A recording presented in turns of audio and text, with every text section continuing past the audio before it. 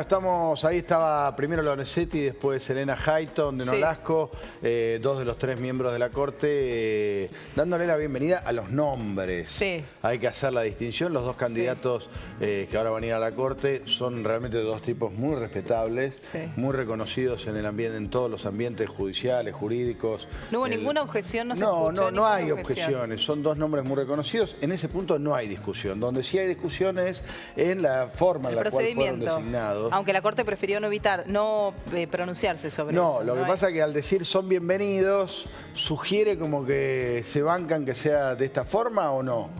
Y se dice sobre el en el caso de Lorenzetti, sí, porque me da la sensación porque dice sí.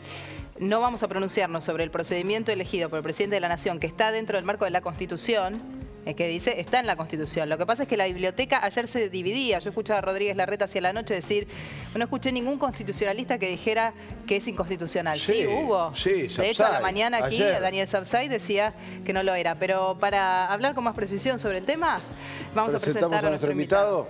Daniel Lipovetsky, que es bueno, es diputado del PRO, de Cambiemos, vamos a ser más precisos, pero bueno, viene del PRO. Vicepresidente del Colegio Público de Abogados. Del Colegio Público de Abogados, y es un referente naturalmente de Cambiemos en el Congreso, donde van a tener mucho baile en los próximos meses.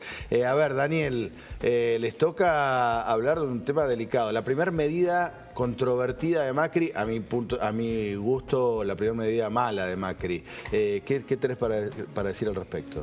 Buen día, ¿cómo están? Buen día. A ver, creo que primero destacar lo que ustedes ya dijeron. Claramente es la designación de dos jueces que son intachables. Creo que había ciertos compromisos de campaña de Mauricio, primero de integrar la Corte con jueces especializados en Derecho Constitucional, y así lo fueron. Los dos vienen con esa especialización, lo cual está bien para el máximo Tribunal de Justicia, que tiene que en definitiva proteger los valores constitucionales como último rango jurídico máximo Tribunal de Justicia del país. Y por el otro lado, que no sean jueces macristas, como dijo Macri en su discurso cuando juró inaugurar el Congreso, la Asamblea Legislativa. Ninguno de los dos tiene ningún tipo de vínculo político, incluso hasta Rosati viene de ser ministro de Justicia y procurador del Tesoro del gobierno de Néstor Kirchner.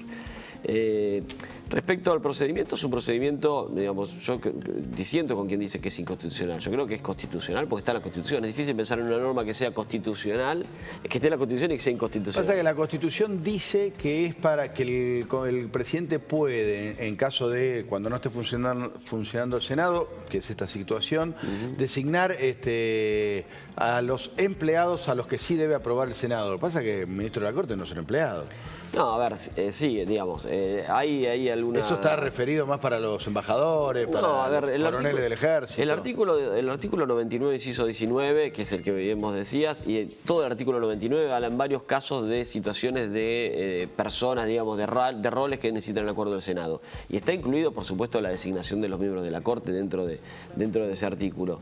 Por lo tanto, yo creo que sí, que está referido, o alguien podrá interpretar otra cosa. La verdad que la Constitución no lo aclara, pero está claro que un juez es un empleado, en definitiva, porque cobra un sueldo del Poder Judicial y tiene la designación, y tiene la característica. Pero no es un empleado del Poder Ejecutivo, es un empleado de otro poder del Estado. Pero la Constitución no dice que tiene que ser empleado del Poder Ejecutivo. Habla de empleos, la Constitución, ni siquiera la palabra empleado. Pero digo, ¿cómo se diferencia el empleo a quién se aplica? No, lo que pasa es que con este mismo argumento, hoy Macri podría designar por decreto a 100 jueces. Sí, a ver, yo creo que son situaciones excepcionales que tienen que ver con una cuestión de que aclaremos. La Corte tiene que tener 5 miembros. Sí. Hoy tiene 3. Sí. Recordemos a la gente que generalmente los tribunales de 3 miembros son los tribunales de segunda instancia. Por lo general las cámaras de apelaciones son de 3. La Corte tiene que tener por lo menos más miembros, mínimamente 5, que es lo que ha tenido históricamente. Ha tenido 7, 9, sí, pero ahora 5, justamente para garantizar una pluralidad de opiniones. Sí. Para nosotros creíamos que era importante integrar la Corte para que pueda funcionar normalmente con los miembros que estaban previstos en la ley que fue reformada por el kirchnerismo. Desde ahí se ameritaba, digamos, hacer un procedimiento procedimiento que habilita la Constitución. Insisto, nos puede gustar menos o no el artículo. Lo que pensemos que es un artículo que se incluyó en la Constitución de 1860, no en la de 1853, y luego en la Constituyente del 94, cuando se reforma y moderniza la Constitución, vuelve a incorporar esa cláusula. Pero la reforma del 94, Daniel, la reforma del 94 establece los caminos exactos a través de los cuales se tienen que designar los jueces. No, claro, bueno, es decir, concurso, el Consejo de la Magistratura, la selección del presidente de los candidatos. En el caso de los de la Corte, además hay un decreto que abre las instancias para que la sociedad los pueda discutir. Y después es el Senado. Si la Constitución establece un mecanismo, la verdad que agarrar otro es evidentemente que estamos esquivando la Constitución. La Constitución establece el mecanismo y está muy bien y nosotros lo vamos a cumplir. Y también está el decreto 222, que es un decreto de Néstor Kirchner, que establece todo el procedimiento que hay que cumplir para la selección de los miembros de los jueces de la Corte. Pero también establece un mecanismo excepcional, digamos, como es para cubrir vacantes cuando el Senado no esté funcionando.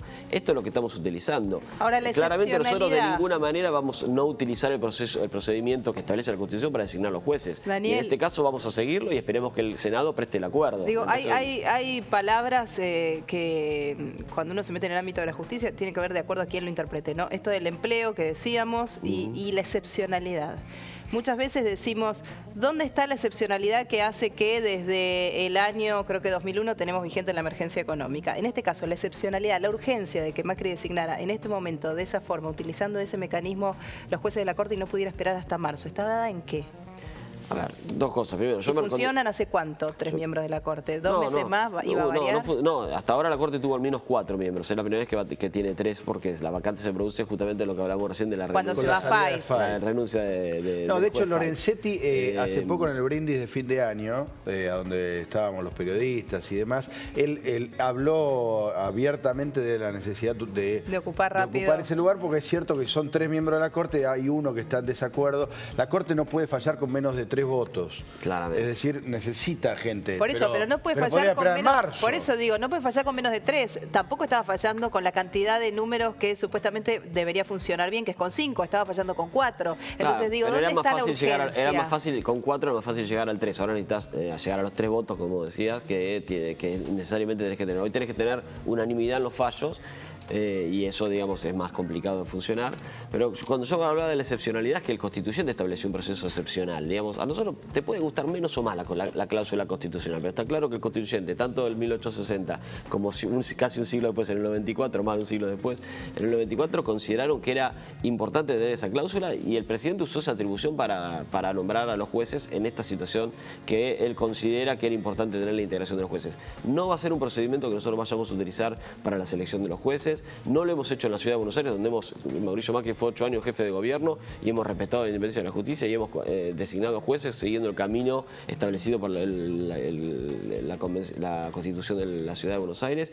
Y en este caso, insisto, es un caso donde realmente la Corte es nuestro máximo tribunal, es nuestro mayor resguardo de los valores constitucionales y por eso era importante completar una integración. ¿Hay algo que deba decidir la Corte en estos próximos 2 meses que preocupe al gobierno y por eso haya apurado esto? No, de ninguna manera. No es esto, no tiene una especulación política desde el punto de vista de algún fallo, sino justamente la necesidad de tener una Corte que funcione a pleno en estos tiempos. Ahora, teniendo en cuenta además que no sabemos si el Senado va a poder resolver este tema en marzo, tal vez puede ser abril, puede haber un tiempo, digamos, mayor y para eso es necesario que la Corte funcione. Y esto no puede jugar en contra a la idea original de nombrar estos dos hombres en la Corte, teniendo en cuenta, como decíamos antes, nadie los está cuestionando a ellos. No, claro. Ahora, está generando enojo de Sergio Massa, de la Sota, de Margarita Stolbizer, va a tener tal vez ahora sí una resistencia que no hubiera tenido si hubieran entrado al Senado de manera normal. Bueno, será un debate que habrá que dar en el Senado. Claramente me parece que habría uno lo que debería plantearlo a los senadores, pero es un tema, uno es independiente de cada Cámara, yo soy diputado, pero creo que habría que sacar, por un lado, el procedimiento de donde estos jueces están funcionando, digamos, por este procedimiento establecido por la Constitución, y separar las condiciones, que es lo que tiene que jugar el Senado. O sea, no tiene que jugar el procedimiento, sino juzgar si los jueces los pliegos que le llegaron reúnen las condiciones para ser designados. Yo creo que claramente tanto Rosate como Rosenkrantz tienen las condiciones. Pero no le quita a Cambiemos capital político para buscar un consenso, un acuerdo para los nombramientos. Creo que no, creo que justamente el capital político es que son dos jueces que no vienen del macrismo. Digamos. Yo hoy recordaba que en la década del 90 hubo un juez que fue designado porque era amigo del presidente. Esto justamente es la Molineo Connor, que era el presidente de la asociación de tenis, ¿se acuerdan ustedes? Sí, claro. Que andaba siempre con el sombrero blanco, se lo veía siempre en Wimbledon. Sí. Tal cual, sí. Qué país. Sí, hoy recién escuchaba a Yarvide que va a ir al bailando. La verdad que uno piensa, la gente que fue juzgada por un juez que después lo va a ver bailando, No, la es verdad tremendo. que Ahora, tremendo. Daniel, no es la justicia que uno pretende. No, ¿ustedes se sorprendieron dentro de Cambiemos por esto? No, realmente nosotros sabíamos que había una decisión política de Mauricio de completar la corte en la manera más rápida posible y los nombres que estaban, había varios nombres, creo que eran alrededor de 20, eran uno de los posibles, sabíamos que iban a ser constitucionalistas. Después el procedimiento fue una decisión que se tomó. ¿Y eso te sorprendió? No, me parece que está dentro de las atribuciones del presidente utilizarlas. No me sorprendió, pero sí me pareció de alguna manera original haber utilizado una cláusula que... Qué linda forma de decirlo, original.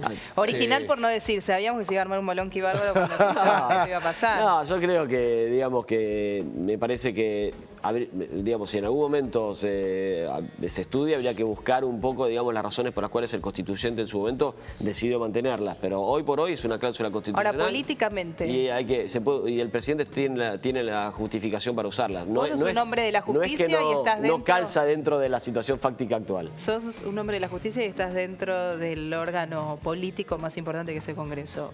¿Políticamente es un error o no? No creo que sea un error porque me parece que acá lo principal es justamente que funcione un poder tan importante como la justicia. Venimos de muchos años de una justicia atacada por la propia presidenta, hablando del partido judicial y todo lo que fue el intento de cooptación de la justicia a través del intento de la falsa democratización de la justicia, la posibilidad de que los jueces sean electos para el Consejo de la Magistratura, por ejemplo, a través del voto de la gente, lo cual era un despropósito. Así que me parece que en este punto lo que quiso hacer Mauricio es dar una demostración de que él quiere poner jueces digamos independientes y que empiecen a trabajar desde el mismo momento que empezó a trabajar él. Me parece que ese es el punto, así que no, creo que políticamente fue una decisión correcta. Daniela, la verdad es que a mí no me van a convencer con esto, pero no sé a vos, Nuria, igual te agradezco, me parece muy valioso que vengas y que expliques. Que pongan la cara. Que pongan la cara, que es una cosa que, no, en serio, que antes no pasaba, así que te agradecemos mucho eso.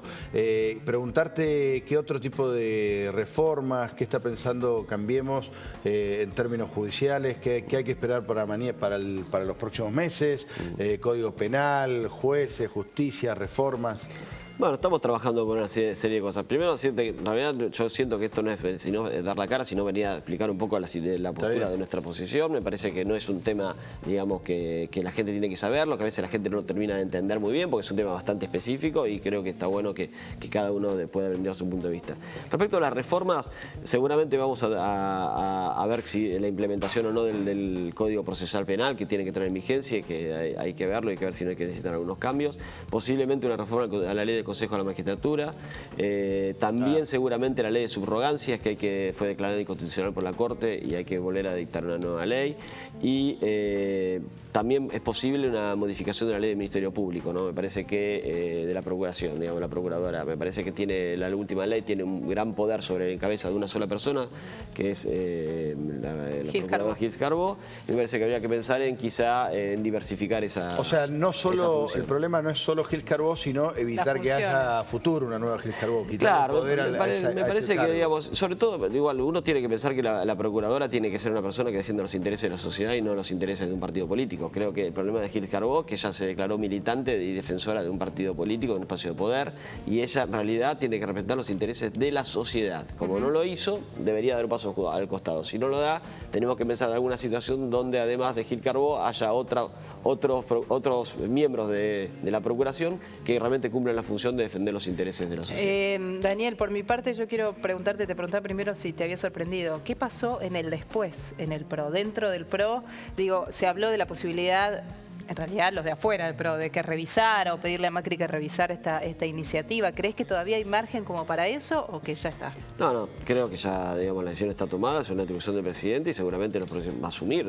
Justamente en el marco de la urgencia era que realmente pueda ser designados y entren en funciones lo más rápido posible para que la Corte funcione. Así que no creo que El margen es que asuman y ahora empezar a pedir que el Senado empezar a cumplir el procedimiento del artículo del decreto 222, que es remitir todos los antecedentes de los 2 jueces al Congreso y que se produzca todo el periodo de publicación de los antecedentes y que la gente pueda opinar. Pero ¿y crees que Macri iba a salir a hablar de esto? Porque la verdad también ayer se esperó eso, que el presidente que habla, el presidente que contesta preguntas, el presidente del consenso de algún modo, saliera a referirse a este tema. Y sin embargo ayer habló de YPF, de un tema de Galucho, habló a la noche en ADEPA. Lo que pasa es que no estuvo en ninguna situación donde se le pudiera preguntar. Sí, pero pensás lo va a hacer.